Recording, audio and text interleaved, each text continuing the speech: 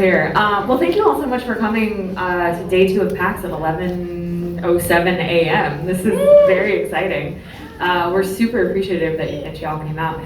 So very quickly, we're going to do a quick round of intros, maybe like 30 seconds each. I would love your name, your pronoun, and what you do. Why don't we start with you, Hayden? Okay. Am I on? Oh, sweet. I'm definitely on. No, Bring it forward. Okay. Speak into the mic. Absolutely. I am Hayden Jones. I am a training program coordinator and facilitator and counseling intern at Game to Grow, a local nonprofit that runs socially oriented TTRPG games and video games and all that stuff. That was under 30 seconds. I pass it off. Good job. Yeah. Hi, everybody. My name is Dr. Sarah Hayes. I am a clinical contributor for Take This, a local nonprofit that works to support and destigmatize mental health and mental illness in the games enthusiast community and games industry. I also am a counselor for Game to Grow and run the mentorship program over at Queer Women of Esports. So if you see us down by the arena, come say hi. We're selling hand fans if you get hot. It's great. And I go by she, her.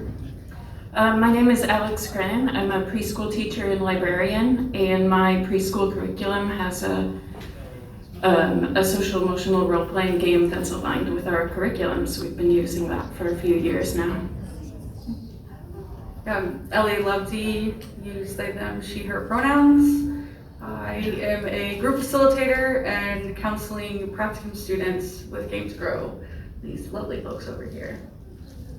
I'm Steve Hobbs, he, him. I'm the 16th Secretary of State for Washington. I am a real nerd. I actually do play D&D in the state capitol. And I have been pushing therapeutic gaming in trying to push that policy out, along with other policies to help the tabletop game industry and the digital game industry. We put out budget proviso so that I'm hoping I can't favor one nonprofit or the other, but Game to Grow would be really cool. They got this contract, but that's why I'm here. So. You have just elevated this panel. Like usually it's a bunch of nerds that are like, let's talk D&D, and you're like, I am the Secretary of State. Like, I'm so excited. This is gonna be amazing. So for folks that are standing, there's a couple chairs and a couple open seats, so like please feel free to move in, take a seat. We're gonna be here for about an hour, so. Awesome, fantastic. Look at this, community spirit, I love it. I'm Anya. I'll be your moderator for the day. I have been in the games industry about 16 years. I started at addictinggames.com. So if you ever want to talk Flash, I'd love to. Worked at Nickelodeon for a while. I'm the former director of games at Kickstarter. I'm currently the tabletop account manager at BackerKit, but I'm actually looking to kind of see what my next move is. So let's chat. I'm also a freelance musician in New York. That's a fun fact. So just to sort of set the tone of the panel, I'm going to throw it over to our friend Sam, who organized all of this, just to give you a quick rundown of what is social emotional learning. Yeah, hi. I am Sam Horne. I am the President and Director of Outreach at Games Unbound. We are a company that focuses on social skills and social flourishing games. Also building competencies in that how TTRPGs can help people build capacities and also increasing accessibility and diversity in the game space. We're really excited to have this panel on, and I don't want to waste time on me too long, so I'm just going to really quickly tell you what social emotional learning is, or at least for the purposes of our panel. So social emotional learning is not, 2 + 2 = or anything like that. Social emotional learning is focusing on being able to develop a person and a person from all aspects of how they get along, how they are able to communicate and function in society, how they regulate and handle their emotions, and how they are able to navigate that around other people. It's also very important to note that when you hear social emotional learning, I was like, oh yeah, it's very important for kids. No, it's just important. Like, you don't need the last 2 words. Social emotional learning happens everywhere across all ages, and honestly, if you think it's just for kids, it probably means you need some. So with that said, I'm going to pass it back to Anya to take care of the panel. Absolutely. Thank you so much, Sam. Appreciate it. Great tone setting. Steve, I actually would love to start with you. Oh my gosh. No, it's fine. It's fine. We're here to support each other. It's all good. All right. Everything is riding on this answer, though. So. I'm up for election next year, so. Yeah. One of the things with social emotional learning is specifically identity exploration. What can identity exploration look like or include, and why do you think it's important to have at a table? Well, first of all, you want people to be comfortable at the table. I'm an Asian American. My mom came to this country knowing no English whatsoever. We learned together by watching Sesame Street, right? And so, and I'm really old, so Red Box, D&D. So I like to play something that I relate to, not your traditional Western European, knight, or I want to be a samurai, and I want to play that and funnel my views of how the world should be. And so it's good to have a zero session, which I'm sure everyone knows about, to know what the parameters are of the person that you're going to have in there. What are the boundaries that you want them to go to. So to me, it's very important, because obviously you want your gaming session to be fun, right? And when you TPK them, you want them to know that you did it with love. TPK in your way. I think that's totally fair. Alex, I'd love to, same question, but specifically from the lens of preschool. So just to reiterate, what can identity exploration look like or include, and why is it important at a table?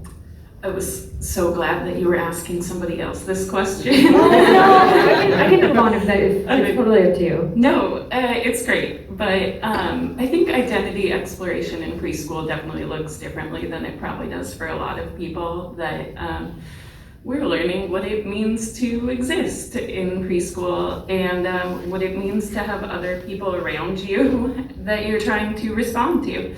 I think similarly, we have a different background in terms of expectations in games. So a lot of our characters start with Bluey or Encanto as our background knowledge.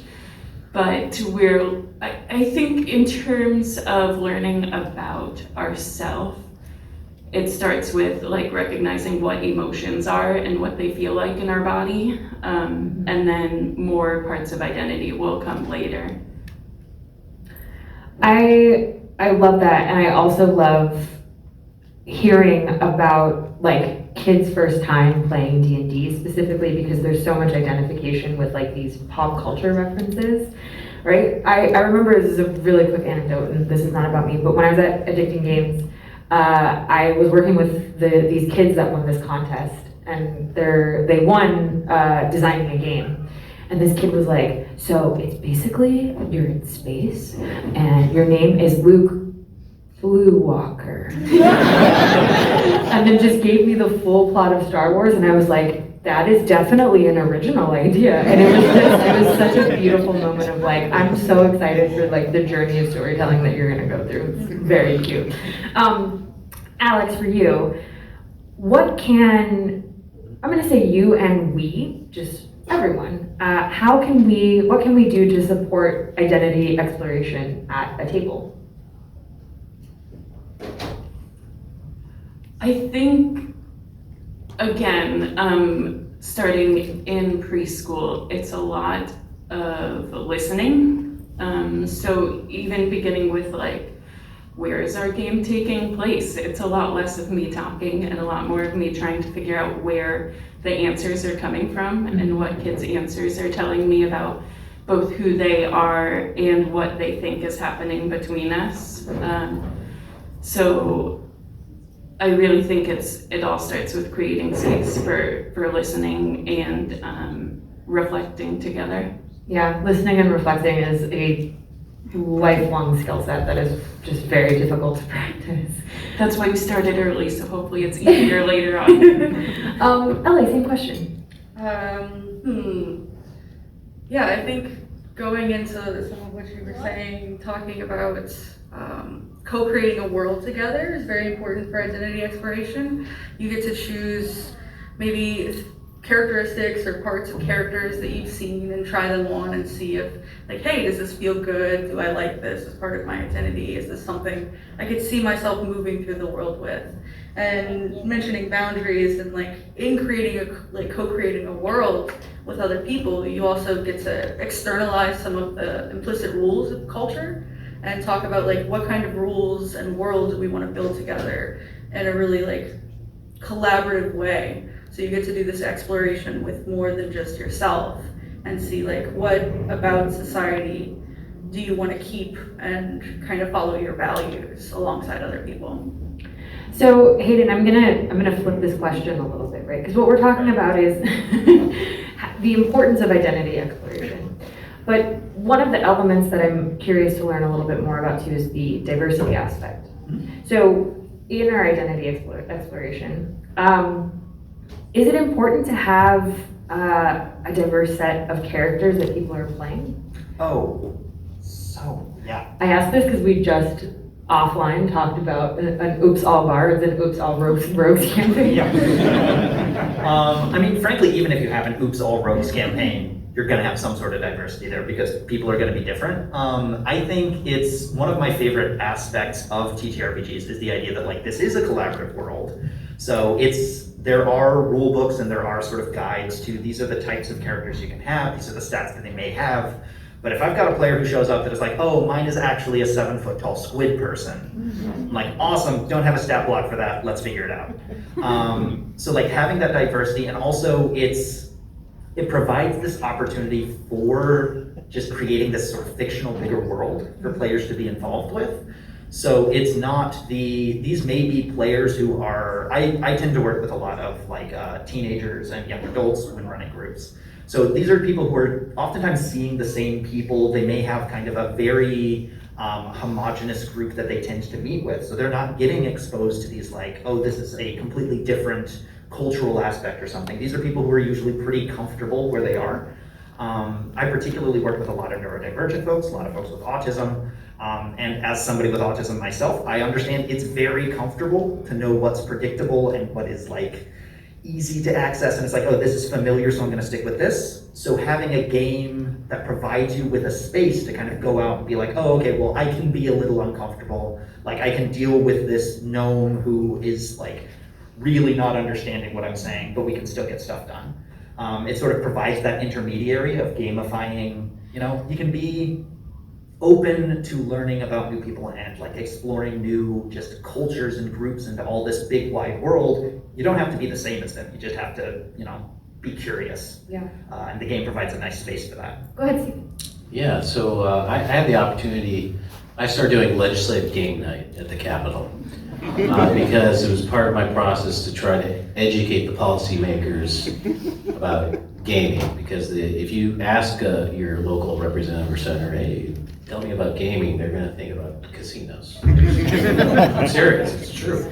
But so what I did purposely, we were talking about diversity in gaming, like I had diverse players. So I purposely would get a Republican, like I had a Republican senator and a Democratic House member, and I had a labor lobbyist and a business lobbyist, and I have a nonpartisan staff there. And we ran a campaign. I ran the campaign.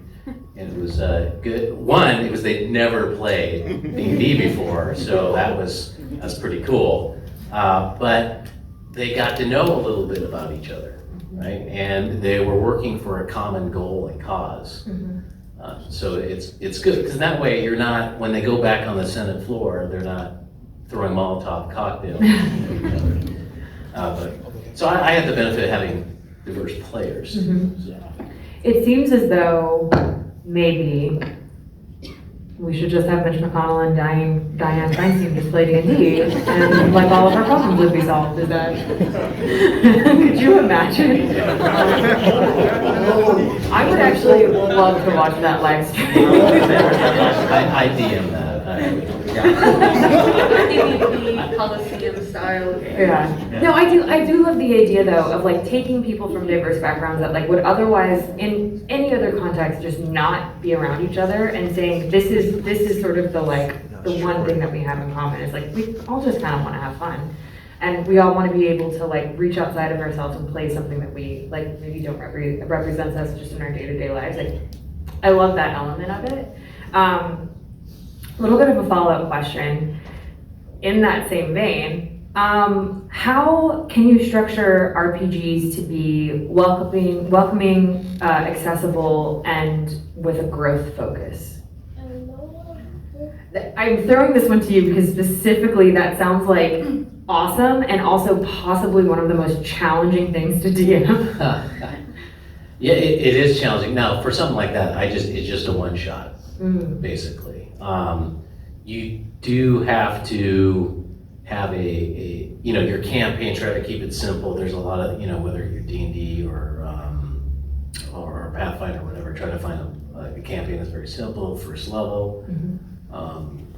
Try to take out something in the combat encounters if you can, because if you only want it to be like 2 hours, you don't want to put all this combat in there. You do want some role playing that happens, but it's challenging when you're doing it for a one shot. And to be honest with you, I made the mistake the first time because it's like, if you're having a very religious person there who's never played D&D, and you've got the main baddie is devils.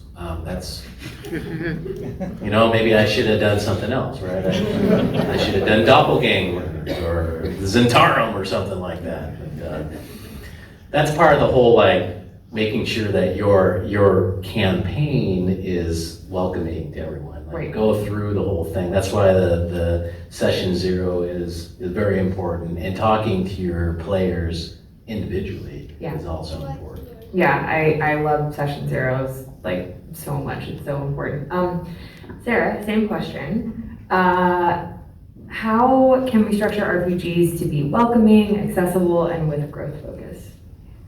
So my perspective is probably going to be the outlier here because most of what I lead in games is on an individual basis, and the identity exploration I do primarily is with clients. So that is a safe space by contract, but also any game, regardless of where you're leading it or what's happening, having that structure and rules in place for the players outside of the game, and then making sure that it is a safe enough space based on those that people can get into their characters and play. And when there's conflict, being willing to take a moment and pause and say okay, we're playing Fire and Water Genasi and we're gonna fight, but Hayden and Sarah are fine.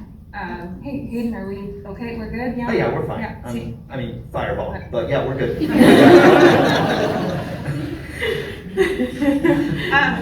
But I think it's really about making sure that people feel comfortable and giving them access to you as the person guiding the game to tell you if that's not true, in whatever form that takes, whether it's DM me on Discord, and if we're at the table, you can still DM me on Discord. Use the safety word, use the safety tools that are at hand. Hopefully people are aware of those and will use those in their games.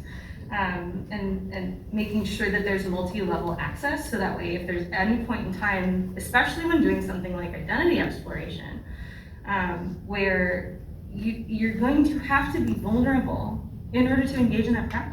So it's an extra layer of comfort than just improv in a weird setting. And I would read the character's background and make your players write the background. Right?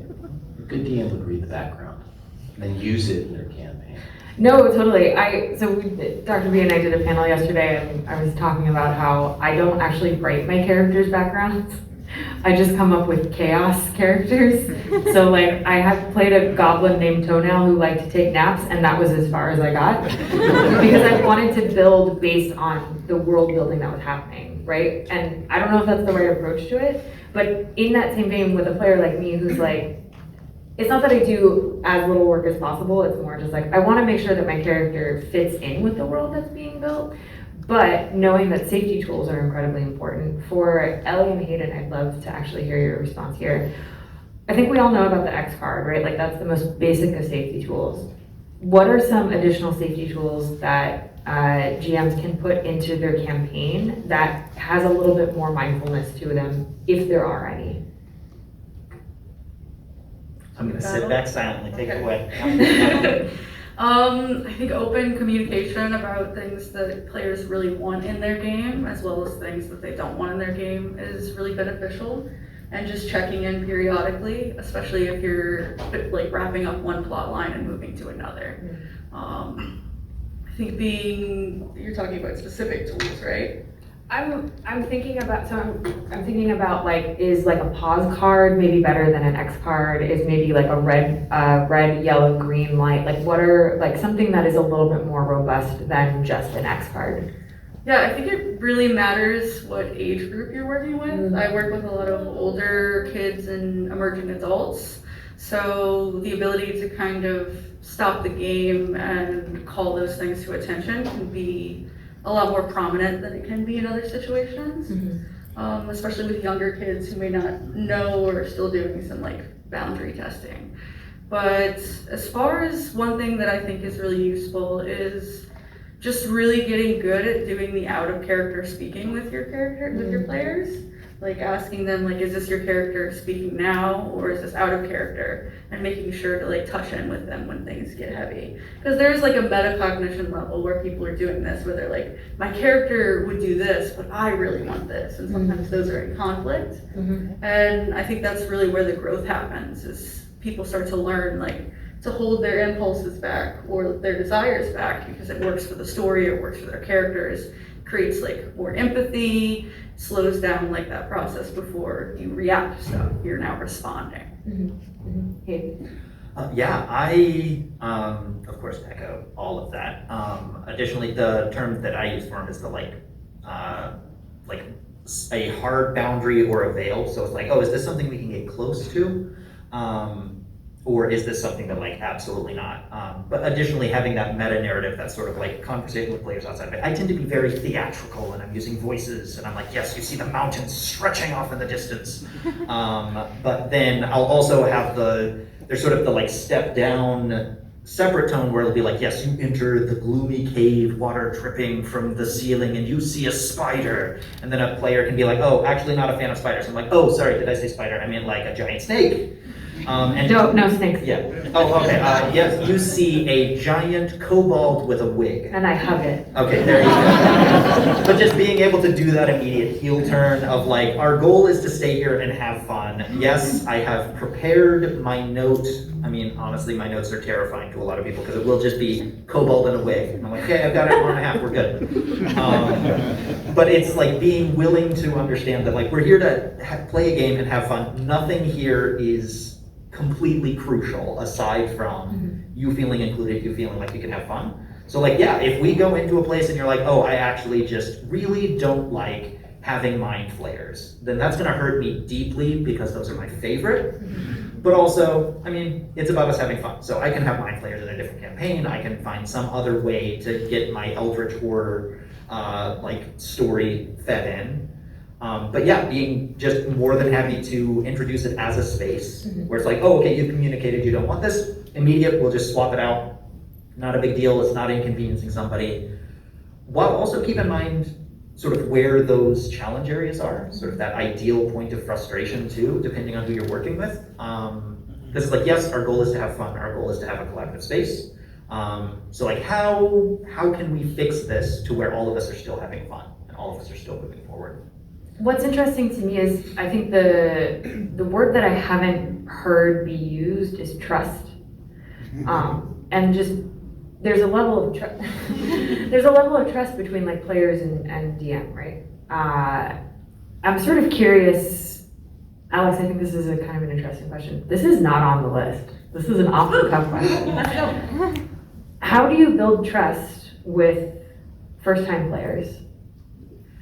Yeah, it's interesting that you bring up trust. The word I was actually thinking of is agency too. The thing that is really important in playing with young children is creating space for engagement without telling them how to engage, which I think is also in what builds, one thing that can help build that trust is like, so we play a game called Story Guider mostly that we share a character that we're playing, and maybe our character is a dragon, and this dragon is going and knocking on somebody's door, and we all decide like, what are we gonna do when the door opens? We're gonna high five the person on the other side of the door.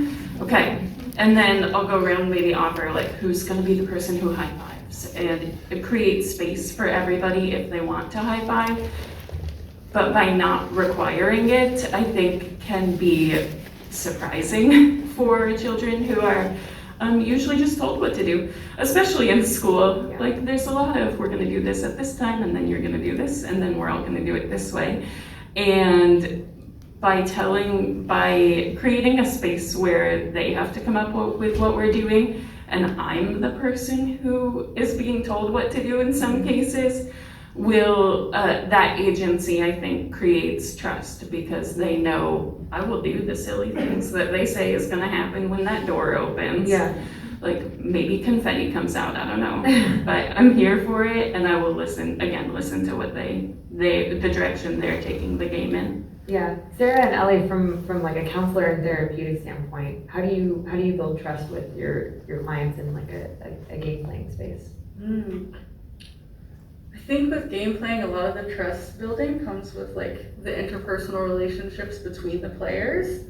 Like as the story goes on, they're working together towards common goals, and when they support themselves in like puzzle solving and, you know, doing side quests or mainline quests, there is some kind of trust that is built, like these players have my back. And then in turn, you start to realize that like actually everyone around the table has my back. I think also validating and rewarding feels like the wrong word, but that's also because to me, when I think of the word reward, I think of Pavlov and like meat powder and all that good stuff.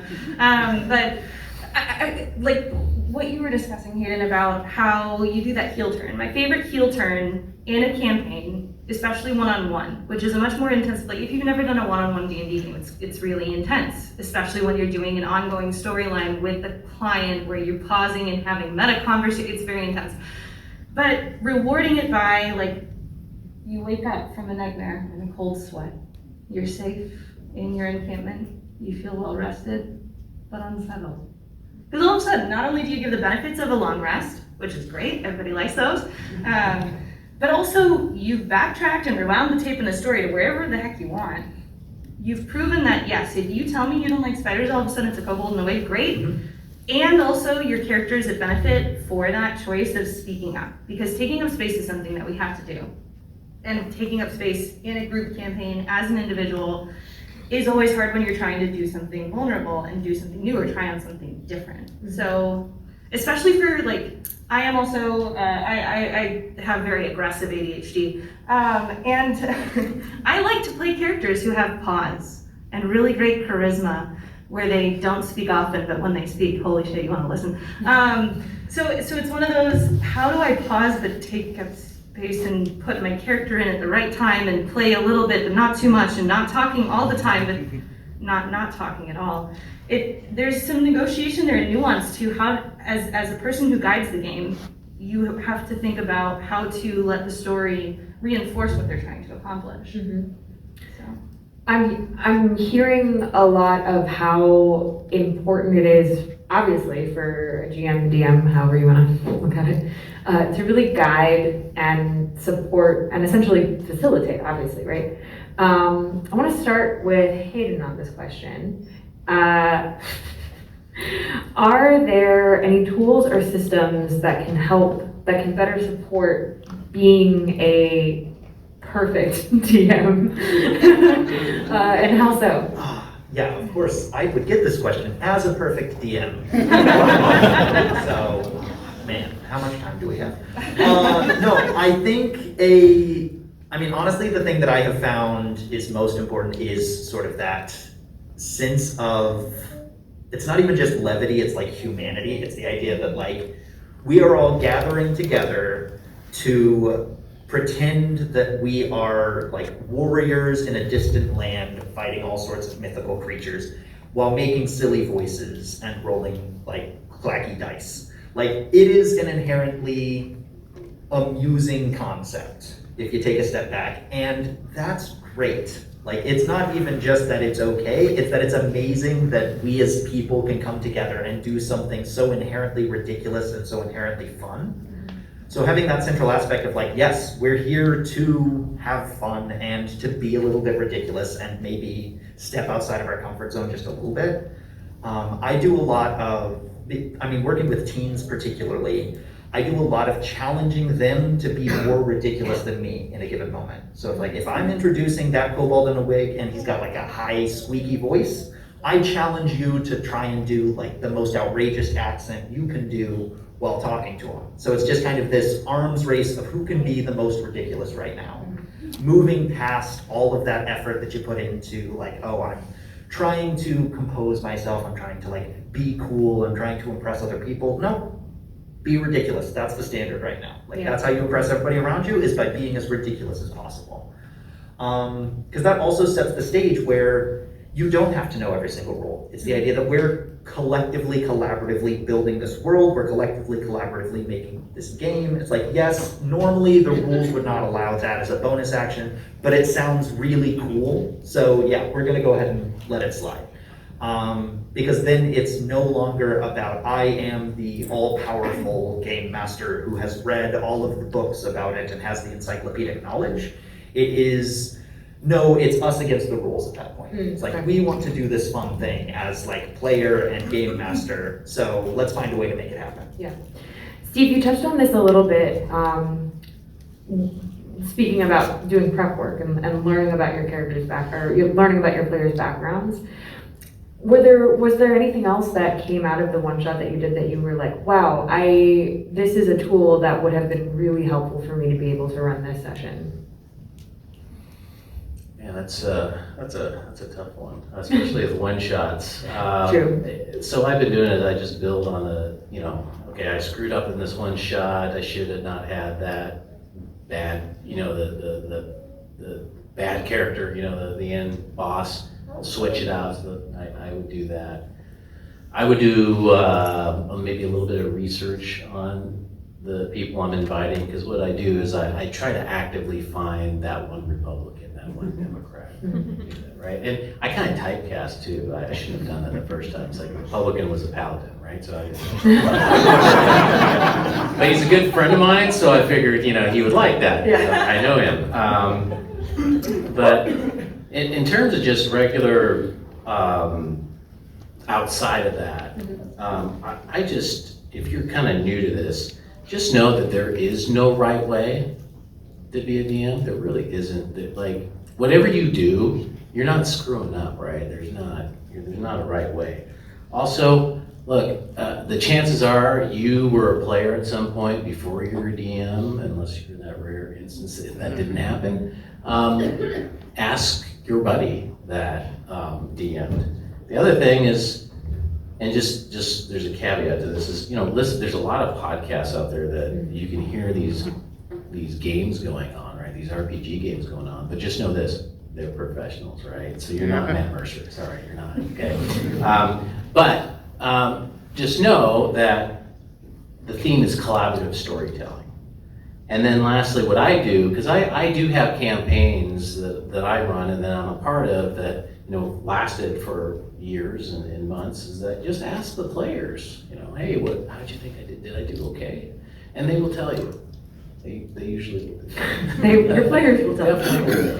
I think what's important too is building on the trust there too, is making sure that your players know it's safe to come to you, right? And like, yeah, tell me if there's something you want in the campaign, or if there's something you don't want in the campaign, like building that trust and making that space safe is like, it's hard, but trust needs to be built. Right, and the whole, one thing, I know people talk about the X card and a safe word and all that, but I'm treading on dangerous ground, because I am not a professional psychiatrist. I am a politician. But also, that just remember, there's this group dynamic, and sometimes people don't want to upset the tribe, right? So they see something, but they're afraid to do it because they don't want to upset it. So look for social cues, like look at the wrinkling of the nose or whitening of the eyes. There might be something there, and just hey, let's take a break, let's take a bio break, and then maybe talk to that individual. Because sometimes the card isn't going to work because they don't want to do the card, right? They don't want to call themselves out. So you're saying that you have to use the social emotional skills too? I do. That's how I get elected.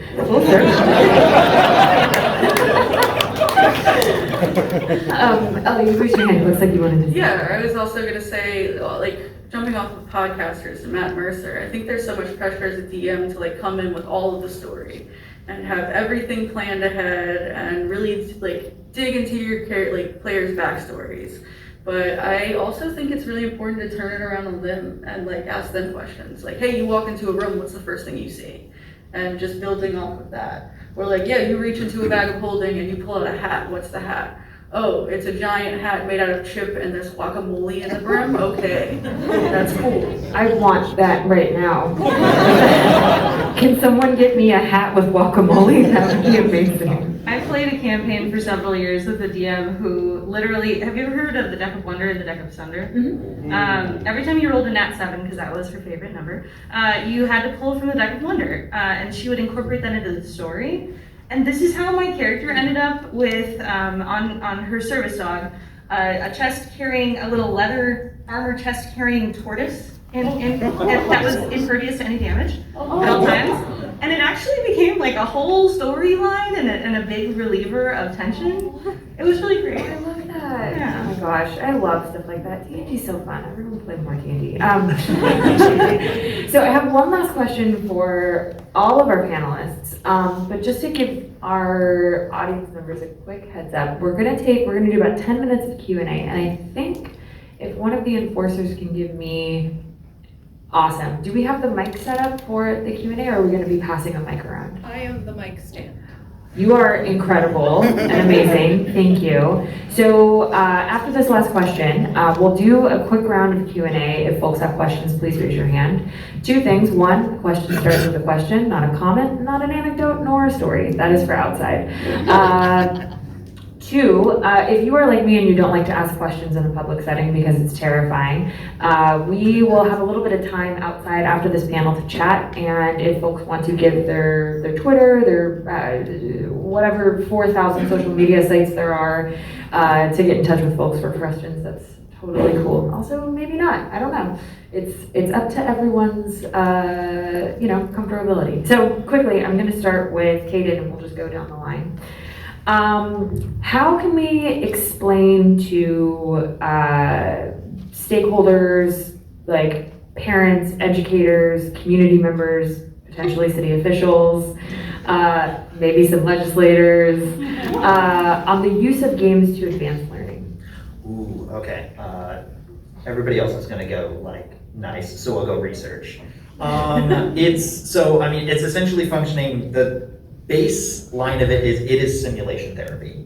We are creating an environment that we're all sharing in that is hypothetical, where you can try things out. You can play a character that is using different pronouns than you would in your regular day-to-day. You can play a character who's a lot more assertive, a lot more aggressive, or even just a lot more drawn back.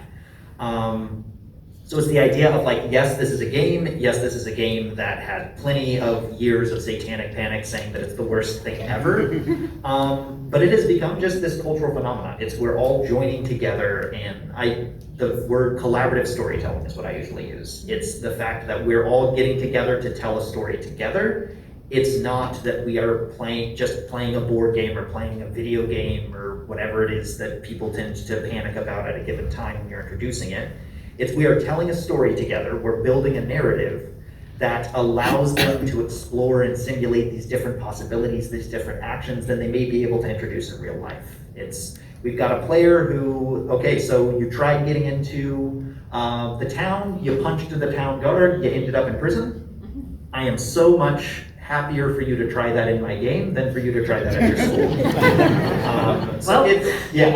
It's sort of we're creating a space to try things out, and that's ultimately how it works. Cool, I love that. Sarah, same question. Can you repeat the question? Absolutely. How can we explain to stakeholders, and stakeholder can be a long list of different types of folks, on the use of games to advance learning? To advance learning. I think that there are a few spaces outside of this sort of format where it is as safe as it is in games to try this kind of exploration. That's literally what I wrote my dissertation about, so I'm not gonna go on the soapbox, but like, it's really a place where you can try something on, which I'm gonna hijack 10 seconds of the panel to say, please don't just role play disabilities for the sake of role playing a disability, but certainly do some exploration with nuance.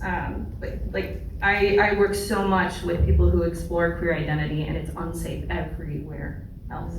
But to design a character and practice being something different is so valuable to our own learning, even if the lesson you learn is, that's not who I feel like I am. Okay, great, you learned something, but we're not going to learn that if we don't have these spaces where we can do something other than debate and throw Molotov cocktails across the aisle, or fight, or try on wearing nail polish and then people judge you socially. This is a place where you can hug kobolds in wigs and not be judged for doing a weird accent. So I think embracing the silliness and play, no matter your age, no matter where you're coming from, can be so beneficial personally, even if the thing you learned is that was funny.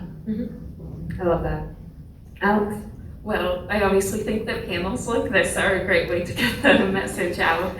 But yeah, I work at a play-based school with a social emotional curriculum. So I spend a lot of my time convincing people that we do real education and it's valuable. And I think what I've gotten pretty skilled at is translating what we do. It's like, oh, you see all your kids just playing in the mud, or they have blankets on, but here's what they're learning. Like, they now, we know a lot about their sensory input, and we know a lot about their ability to join play, which is gonna help them so much when they want to apply for a job. And being able to translate the skills that I see into skills that might be more interesting or appropriate to other people. I love that. Ellie? I think coming from like a counselor, and I have like a concentration in addictions, that kind of standpoint, is that role-playing games are so flexible. You can adapt them and modify them to fit pretty much any people who are going to show up at your table. And you can create like a really incredible space where people feel seen and feel heard and learn how to communicate better. And from a practical side, there's a ton of other skills that you're learning. You're learning planning, you're learning pretending, like imagination, you're learning math skills when you add and subtract your modifiers from rolling dice. You learn how to deal with failure in a way that's really safe. And you can test those boundaries in a way where you're not going to be hurt or, I guess, held back for failing. I think a lot of our culture tells us that failing is kind of this big moral obstacle that people go through, and it's something that's like sits personally with them, but failure is indicative of growth. It's where you learn and find yourself. I love that. Steve? Yeah, I've been trying really hard to push and educate policymakers on therapeutic gaming, and it comes from the fact that I knew that playing RPGs are good. Right? I knew that before it became therapeutic gaming. It became an idea. Not only am I a nerd and an Asian that grew up in the 70s, and it wasn't pleasant. But I have a child with special needs, and I'm a combat vet. Went to Iraq and Kosovo, and I know friends that are still dealing with PTSD. I know it helps them. So, when I was a state senator for 15 years before I was a Secretary of State. It's taken 10 years to finally get this budget proviso in. And it was a struggle, because one, D&D, to an average person who never plays D&D, just thinks it's a weird thing, right? You're a bunch of weirdos, but they haven't played it. And then, so I had to get past that. And then the other thing I had to do is when I became Secretary of State, I realized, hey, I own all control the libraries and the state prisons. Ha ha! I can actually enact policy on my own, and I don't need a vote of the legislature. So thank you. Yes, you can clap at that. So what I found out, which I did not realize, if you are a Washingtonian, D&D was banned in our state prisons for decades. And so I'll never forget the first time I visited the library at the state prison, and they don't call them wardens, they call them superintendents. They go, hey, superintendent, I'm just letting you know that I'm going to introduce D&D to the library here because it's my library and my employees. And we're going to do some therapeutic gaming, and I think it's going to be a good thing. And if it doesn't work, we can switch to something else. And he said, Mr. Secretary, I don't know if you know this about D&D, but it's a game of control and minions and leveling up. And it's very bad and disruptive, and that's why we banned it. It's like, oh, that's very interesting. I don't know what you're playing or what this is, but clearly it's from the Satanic Panic days, probably 70s and 80s. It's about my age, right? So what was funny is I go to my library and I talk to the librarian. And the librarian, who is a big nerd, came up to me. He was so excited because he knew what I was going to do. He's like, Mr. Secretary, I got to show you something. And he showed me his bookshelf that he got all his 5th edition books, right? Which is banned. Not supposed to be in the prison. So he snuck that in. And then he showed me a folder, right? And he goes, Mr. Secretary, check this out. And he opens it up. It was character sheets. He goes, yeah, we've been playing secret prison D&D. Oh my goodness, I want to be a part of that. That sounds dangerous. So luckily we got the ban fine after talking to everybody, and we have a new Secretary of Corrections, Secretary Strange, who came from DSHS, so she believes in second chances and everything. Finally, for the first time in decades, we have lifted the ban on role-playing games in prisons.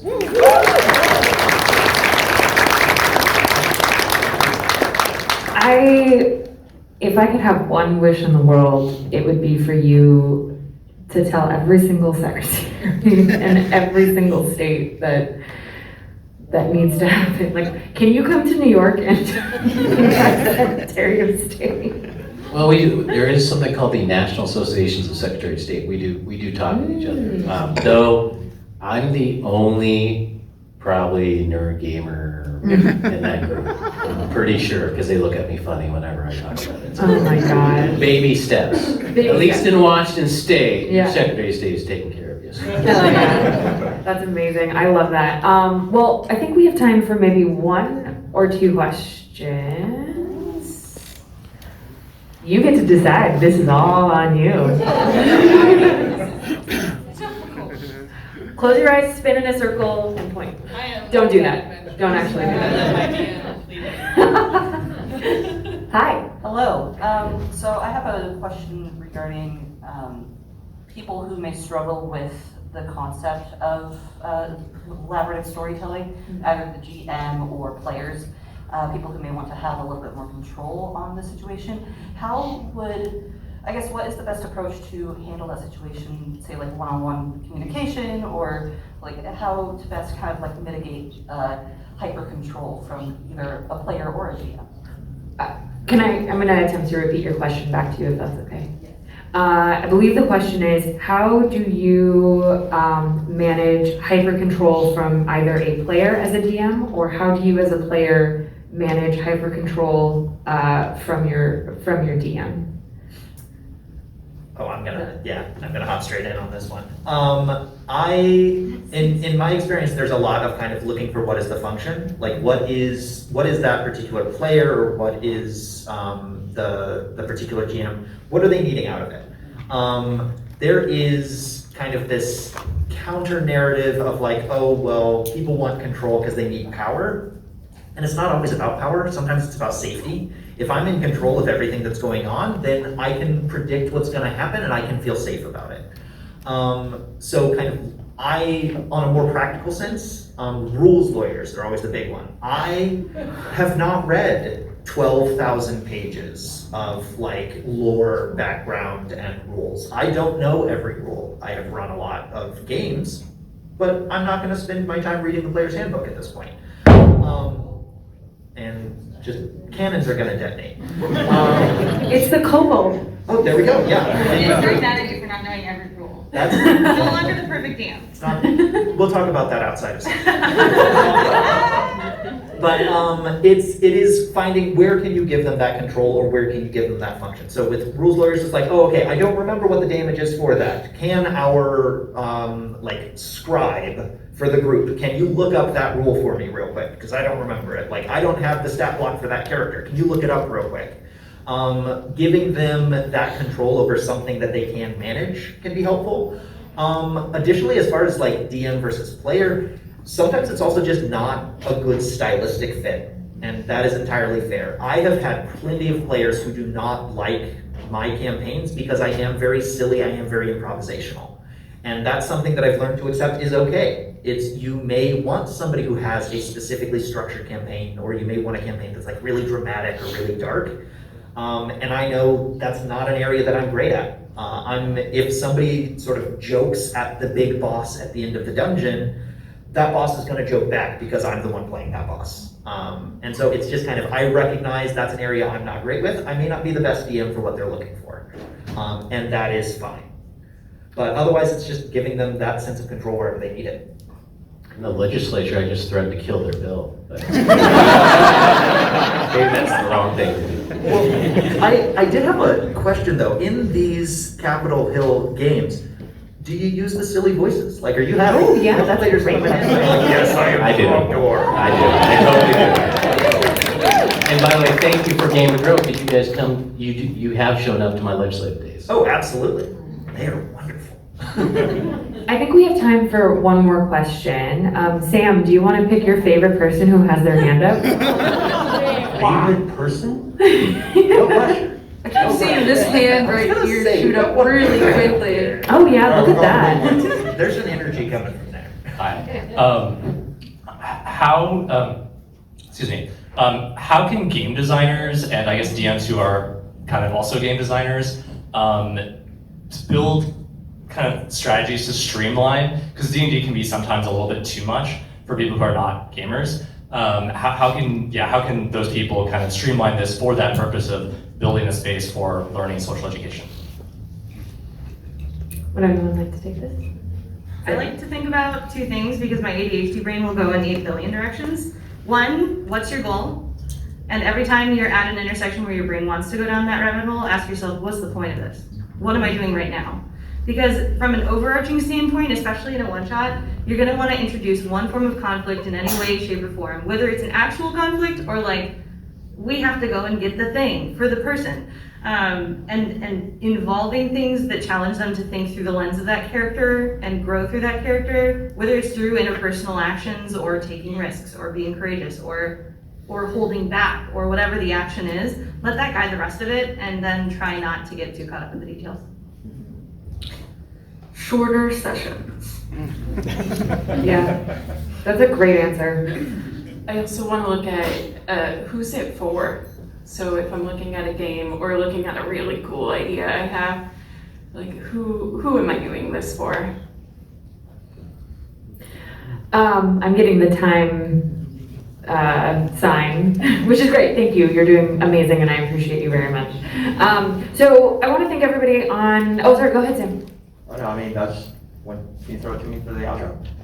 Yep. After you're done with this. Do your thing. Okay, so yeah, I mean, I'm just going to echo what you were about to say, which Totally I'd like fine. to thank all the wonderful people that we got on this panel. I also want to say I know there were a lot more hands up for those questions. Games Unbound is here in the PTI intersection, which is right around the corner from here. We'll be here all day, and we love talking about this stuff. You can come up to the table, ask us these questions, and we will talk your head off for as long as you care to stand there. We also are running games in that space, focusing a lot on games by underrepresented and marginalized creators. And you know, we ourselves, like I'm going to be running a game with Rigatama later today. So come by, see what it's like. If you've never tried these games, this is the best way to find out. Jump in. Hey, one thing I have to do, because I am the Secretary of State, so register to vote, let your voice be heard. And if you're not registered, go visit, and you're Washingtonian, go to table or booth 134 in the arch Amazing. Well, thank you all again for spending your afternoon with us. We really appreciate it. Thank you again to our panelists. And please make sure to always, when you see an enforcer, thank them for all of the work that they do to make PAX run.